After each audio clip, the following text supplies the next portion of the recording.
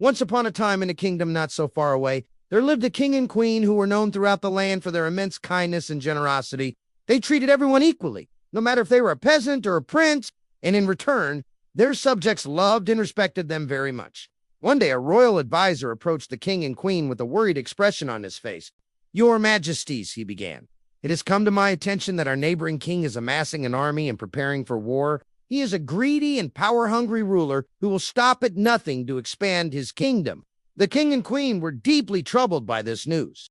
They had always prided themselves on their peaceful and harmonious kingdom, and the thought of war and destruction was heartbreaking to them. "We must do something to stop him," said the queen, her voice trembling with emotion.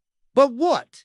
The king was equally concerned, but he knew that going to war would not be a wise decision. His army was small and ill-equipped compared to their neighboring army, and the thought of losing his brave soldiers just to satisfy his own ego and pride was unbearable to him. As the king pondered over the problem, his gaze fell upon a beautiful white horse that was standing peacefully in the courtyard. It was a majestic animal with flowing white hair and a gentle expression on its face. The horse seemed to sense the king's sadness and nuzzled his hand in a gesture of comfort and support. In that moment, the king had an epiphany. He realized that the true strength of a ruler lay not in their army or their weapons, but in their wisdom, courage, and ability to unite their people.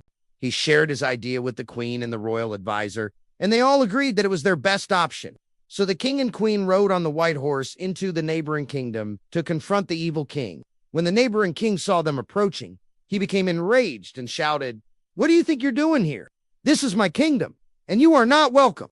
The king responded calmly, "I have come to speak with you about the destructive path you are on. Your endless quest for power and destruction will only bring misery and suffering to your people.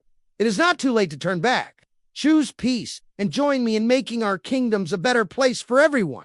The evil king was taken aback by the king's words, but he quickly recovered and sneered, "You are nothing but a weak and foolish ruler.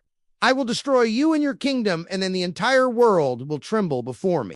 With that, he raised his sword and charged towards the king and queen. But just as he was about to strike them down, the white horse reared up on its hind legs and let out a deafening whinny. The sound echoed throughout the kingdom, and in a moment, thousands of people appeared, all riding on white horses. They were the king and queen's loyal subjects, and they had heard their call for help. The evil king and his army were completely caught off guard, and before they knew it, they were surrounded. The king's advisor stepped forward and said, "It is over. You have lost." The evil king was defeated and captured, and the neighboring kingdom became known for its peace and prosperity once again. And the king, queen, and their loyal horse were celebrated throughout the land as heroes. And so, that is the story of how the king and queen, who were known for their immense kindness and generosity, brought peace to the neighboring kingdom and saved countless lives. They proved that true strength comes not from power or weapons, but from wisdom, courage, and the ability to unite people.